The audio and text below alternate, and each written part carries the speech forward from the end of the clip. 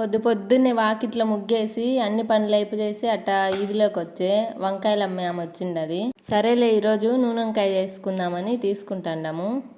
చూడండి రెసిపీ ఎట్టుంటుందో. ఇంకా దీంట్లో చూపించేటన్నీ తీసుకోండి. పప్పులు వేయించుకోండి, శనక్కాయ పప్పులు. ఇంకా ధనియాలు మిరపకాయలు కూడా వేయించుకోవచ్చు, లేదంటే పొడి అయినా వేసుకోండి. అన్ని రోట్లో వేసి దంచుకోండి. లాస్ట్లో చింతపండు ఎర్రగడ్డ వేసుకోండి. ఆ నీళ్లు మిగిలినట్టు ఉంటాయి కదా చింతపండులో, అవి కూడా వేసుకొని అట్ట నూరుకోండి. అయ్యో మాకు రోల్ లేదే ఏం చేయాలని అట్నే ఆగిపోతారేమో సగంలో.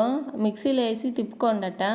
చూసినరా మా చెట్టు కరేపాకు ఫ్రెష్గా మండలు వేస్తాను నేనైతే, దొరికింది కదా అని. చూపించినట్టు ముక్కలు కట్ చేసుకొని అన్నిట్లో లోపల కూరుకోండి మసాలా అంతా. తర్వాత నూనెలో ఒక్కొక్కటి వేసుకోండి. ఒర్రే వేసుకోమని వాళ్ళకినే కూర అయిపోయింది అనుకుంటారేమో. ఇంకా అంత టైం పడుతుందిలే, అంతసేపు ఆడుంటారు మీరు ఓపిక బట్టి. ఊరికి వచ్చినాంచి రోజు సంగటే చేయించుకుంటాను మా అమ్మతో. ఎంతమందికి ఇష్టమో కామెంట్ చేసి, నచ్చితే ఓ లైక్